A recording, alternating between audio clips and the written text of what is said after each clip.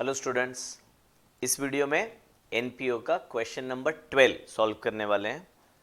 By far मुझे लगता है कि पूरे एनपीओ चैप्टर में जो एक्सरसाइज क्वेश्चन है उसका सबसे डिफ़िकल्ट क्वेश्चन अगर मैं कहूँ तो, वैसे डिफ़िकल्ट कुछ होता नहीं है पर फिर भी इफ़ आई वांट टू से क्यों डिफ़िकल्ट है, क्योंकि इसमें ना आपको ओपनिंग बैलेंस शीट भी बनाना पड़ेगा।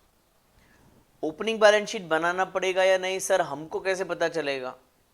तो ओपनिंग कैपिटल फंड दिया होना चाहिए क्वेश्चन में। ओपनिंग कैपिटल फंड क्वेश्चन में दिया होना चाहिए। अगर आप ढूंढोगे ये क्वेश्चन में तो ओपनिंग कैपिटल फंड नहीं दिया है, तो मतलब हमें फ्रॉम द गिवन इन्फो जो भी बैलेंसेस होंगे 1 अप्रैल 19 के, वो ढूंढ ढूंढ के निकालने पड़ेंगे। वापस से बोल रहा हूं, ध्यान से सुनिएगा। जो भी बैलेंसेस होंगे 1 अप्रैल 19 के, वो ढूंढ ढूंढ के निकालने पड़ेंगे और पहले ओपनिंग बैलेंस शीट बनाना पड़ेगा। फिर ओपनिंग बैलेंस शीट को यूज करके हम क्लोजिंग बैलेंस शीट में वही फिगर लिख देंगे और फिर रिसिप्ट और पेमेंट अकाउंट को टच करेंगे। तो ये क्वेश्चन में सबसे पहले मैं क्या करूंगा, ओपनिंग बैलेंस शीट बनाऊंगा। ओपनिंग बैलेंस शीट को जब मैं टैली करने जाऊंगा तो टैली नहीं होगा। कैसे, क्यों नहीं होगा? अरे कैपिटल फंड ही नहीं दिया है ना बेटा, तो कैसे टैली होगा? तो कैपिटल फंड हम फाइंड करेंगे एज अ बैलेंसिंग फिगर, और वो कैपिटल फंड हम क्लोजिंग बैलेंस शीट में लिखेंगे जो वहां पे ओपनिंग होगा। साल के शुरुआत का कैपिटल फंड हम ढूंढेंगे। ओके, तो पहले एक बार जरा सम फटाफट पढ़ लेता हूं। Following is the receipt and payment of Dhananjay library. Library है मुंबई में, रिसिप्ट दिया है, पेमेंट्स दिया है फॉर द ईयर एंडिंग 31 मार्च 2020। अब मैं क्या करता हूं, येलो हाइलाइटर लेता हूं और मैं आपसे पूछता हूं कि कौन से फिगर्स हैं जो ओपनिंग के हैं। तो to balance brought down, sir ये ओपनिंग में आएगा, इसको हाईलाइट कर दो आप, ये ओपनिंग में आएगा। 5,000 ओपनिंग बैलेंस है। फिर admission fees, subscription, lecture hall, miscellaneous, interest, salary, rent, investment, stationery, electricity, books, outstanding expense 18-19। मुझे तो ये मालूम था, ऐसे पढ़ने का नाटक कर रहा था। आउटस्टैंडिंग एक्सपेंस 18-19, ये क्या कह रहे हैं? 18-19 का यानी कि लास्ट ईयर का कुछ एक्सपेंस आउटस्टैंडिंग था और वो करंट ईयर में पे किया, तो इस साल के शुरुआत में वो लायबिलिटी में आएगा ना, तो आएगा सर ये 500। आगे नीचे फर्स्ट लाइन में दिया गया है following information on 31 March library had this assets which is books, furniture and machinery. तो ये बुक्स है, ये फर्नीचर है और ये मशीनरी है, ये ओपनिंग बैलेंस में आएगा। सब्सक्रिप्शन रिसीव्ड इन एडवांस ये नहीं होगा, आउटस्टैंडिंग नहीं होगा, 50% नहीं होगा। फर्नीचर ये तो इन्फो है, लाइब्रेरी बुक्स, लाइब्रेरी बुक, ठीक है। तो ये सारी चीज़ें हमें जो येलो मार्क की गई है वो सारी चीज़ें हमें लिखनी पड़ेंगी ओपनिंग बैलेंस शीट में। तो सबसे पहले मैं वो काम करने वाला हूं ओपनिंग बैलेंस शीट बनाने का, ठीक है। चलिए, तो फॉर्मेट हमने बना के रेडी रखा है अभी ओपनिंग बैलेंस शीट का। उसमें हम लिखेंगे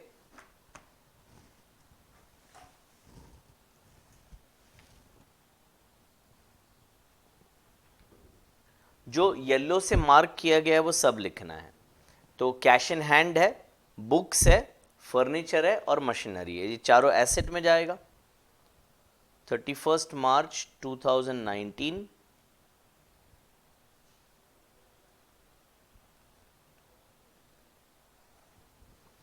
पहले आ गया कैश इन हैंड।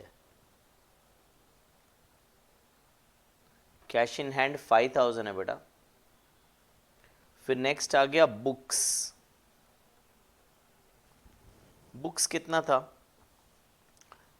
बुक्स है 50,000, फर्नीचर 6.5 और मशीनरी 30। बुक्स है 50,000,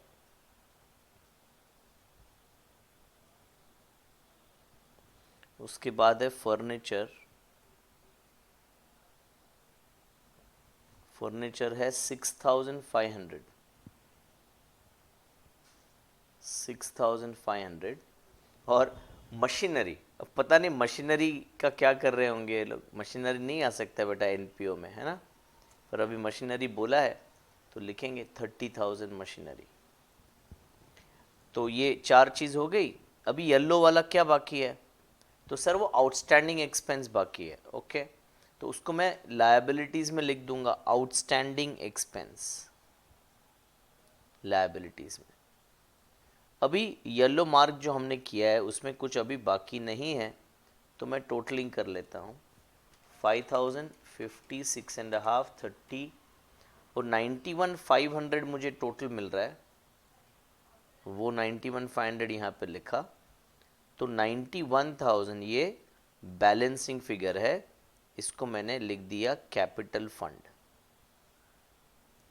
तो ये सबसे इम्पॉर्टेंट पार्ट था इस क्वेश्चन का। इसमें एक मिस्टेक होता है, मेजॉरिटी स्टूडेंट्स करते हैं, एक चीज़ भूल जाते हैं ये सारे फिगर्स में से। क्या भूल जाते हैं, तो वो बुक्स, फर्नीचर, मशीनरी नहीं भूलते हैं, पर कैश इन हैंड भूल जाते हैं। वो उधर ओपनिंग में लिखा है ना, तो वो उधर नीचे तो लिखा नहीं है, पर है तो ओपनिंग बैलेंस, तो कैश इन हैंड भूलने का नहीं। जब हमें बैलेंस शीट बनाना है तो ओपनिंग जो वैल्यू दिया है रिसिप्ट और पेमेंट में, वो ओपनिंग बैलेंस शीट में ज़रूर लिखिएगा। उसके साथ साथ आउटस्टैंडिंग भी भूलने की चांसेस हैं, तो आउटस्टैंडिंग आपको रिसिप्ट में या पेमेंट में मिल सकता है। ओके, वो भी लिखने का भूलने का नहीं। तो अब ये जो नॉर्मली दे दिया था क्वेश्चन में, वो हमें ढूंढना पड़ा इसमें। तो अब यहाँ से हम क्लोजिंग बैलेंस शीट पहले लिखते हैं और इनर कॉलम में लिखते जाएंगे। तो कैश इन हैंड हम नहीं लिखने वाले हैं, हमने लिखा बुक्स, फर्नीचर और मशीनरी। बुक्स 2 रो छोड़ देता हूं,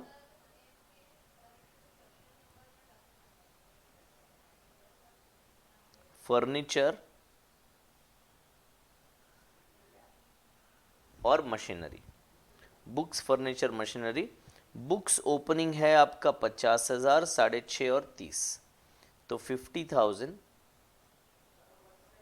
6,500 एंड 30,000।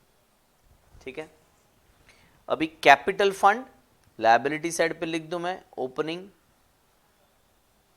कैपिटल फंड ओपनिंग मुझे मिला है 91,000।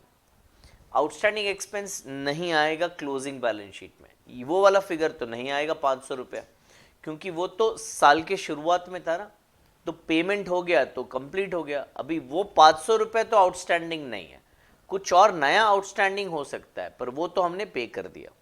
ठीक है, तो ये हमने ओपनिंग से क्लोजिंग में लिख दिया।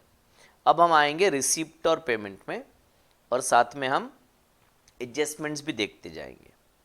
एडमिशन फीस, एडमिशन फी के बारे में कुछ बताया है क्वेश्चन में, देखो पॉइंट नंबर डी में लिखा है 50% of admission fee should be capitalised. तो इधर मैंने लिख दिया आई और एल, आधा आधा करना है। Subscription received in advance amounted to 500। Again अभी भाई साहब ये लाइब्रेरी है, तो चलो लाइब्रेरी में सब्सक्रिप्शन हो सकता है, आई एम सॉरी। तो ये एडवांस में मिला है 500, नेक्स्ट ईयर का है, एडवांस में मिला है, तो ये हमारा लायबिलिटी होगा। 20,000 जो मिला है सब्सक्रिप्शन, वो हमारा इनकम है, तो मैंने इधर आई लिख दिया और एक डॉट कर देता हूं मैं, क्योंकि उसमें एक एडजस्टमेंट है। लेक्चर हॉल हायर चार्जेस, तो ये हमारा इनकम है, मिसलिनियस इनकम भी इनकम है, इंटरेस्ट ऑन इन्वेस्टमेंट भी इनकम है, तो ये तीनों के तीनों हमने इनकम में लिख दिए। उसके बाद पेमेंट में मैं जाऊं, सैलरी और रेंट ये एक्सपेंस है, इन्वेस्टमेंट ये मेरे लिए एसेट है, स्टेशनरी और इलेक्ट्रिसिटी एक्सपेंस है, बुक्स मेरे लिए एसेट है। ये जो आउटस्टैंडिंग एक्सपेंस है 500, वो जो ओपनिंग में था उसके साथ टिक हो गया, इसका कुछ नहीं करना है आपको।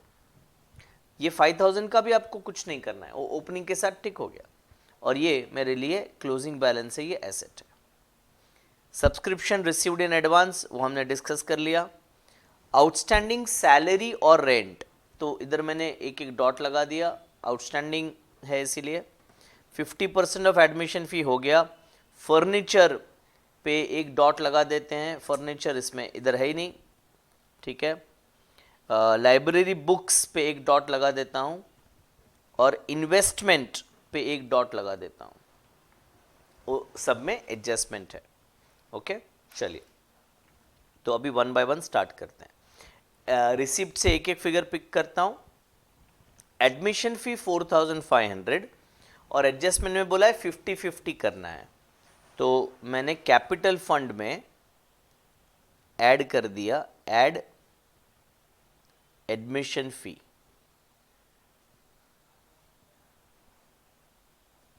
%50, तो 50% होगा आपका 2250 और बाकी का 50% इनकम में आ जाएगा। Bye admission fees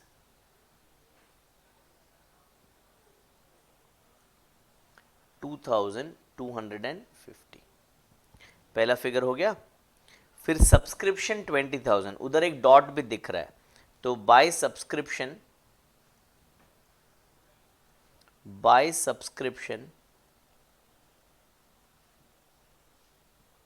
inner column में आ जाएगा 20,000 और एडजस्टमेंट भी लगे हाथों कर लेता हूं। अभी एडजस्टमेंट में क्या बोला गया है बेटा, subscription received in advance amounted to 500, तो इस साल हमें मिला तो 20,000 है, पर इस साल का 20,000 नहीं है, इसमें नेक्स्ट ईयर का 500 रुपया है, तो वो निकालो भाई नेक्स्ट ईयर का, लेस क्लोजिंग एडवांस, ऐसे बोलता हूं मैं, क्लोजिंग एडवांस 500, तो आउटर कॉलम में आ गया 19,500। कीप अ हैबिट, ये क्वेश्चन में आप पढ़ रहे हैं, आपको पता है अभी कोई एडजस्टमेंट नहीं है इसमें, तो तुरंत फिगर बाहर के कॉलम में लिख लो आप। ये 500 को लायबिलिटी में लिखूंगा, subscription received in advance, outer column में 500, तो जो भी एडजस्टमेंट हो गया ना उसको टिक भी कर देता हूं, ये हो गया और ये हो गया। चलिए अभी लेक्चर, मिसलिनियस और इंटरेस्ट, लेक्चर हॉल और मिसलिनियस पहले लिखूं, by lecture hall, lecture hall का कितना पैसा मिला है 4,200 और 250 रुपीज मिसलिनियस का था।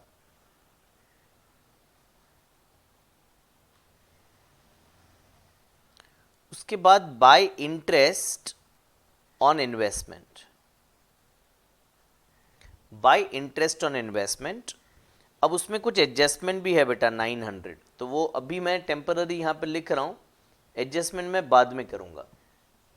आगे पेमेंट में आ गया सैलरीज और रेंट, तो 2 सैलरीज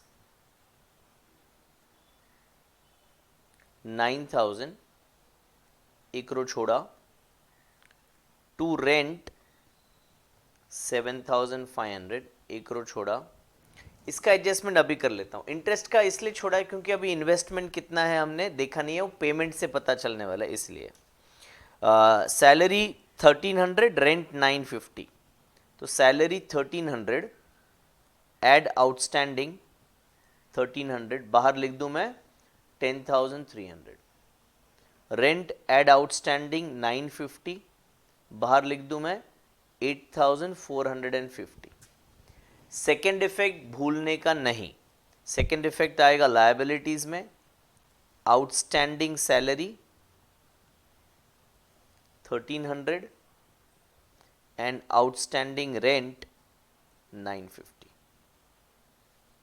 ओके, चलिए नेक्स्ट, इन्वेस्टमेंट 6,000, इन्वेस्टमेंट हमने किया है, तो ये एसेट में जाएगा ना बेटा, ये थोड़ी एक्सपेंस है, तो इन्वेस्टमेंट हमने लिखा मशीनरी के बाद इन्वेस्टमेंट, मैं इनर कॉलम में लिख रहा हूं क्योंकि कुछ अक्रूड का एडजस्टमेंट है, अभी वो एडजस्टमेंट कर लेता हूं।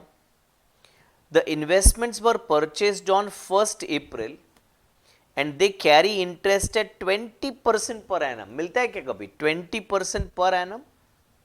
तो 1 अप्रैल को खरीदा था, कितने का इन्वेस्टमेंट था? 6,000 का। 6,000 पे 20%, है ना, यानी इंटरेस्ट ऑन इन्वेस्टमेंट, ये वर्किंग नोट है, इंटरेस्ट ऑन इन्वेस्टमेंट 6,000 का 20%, पूरा साल लेना है क्योंकि 1 अप्रैल को आपने इन्वेस्ट किया था, तो 1200 इंटरेस्ट मिलना चाहिए। आपको इंटरेस्ट मिला है कितना बेटा? तो देखना पड़ेगा, आपको 900 रुपीज इंटरेस्ट मिला है, सो लेस इंटरेस्ट रिसीव्ड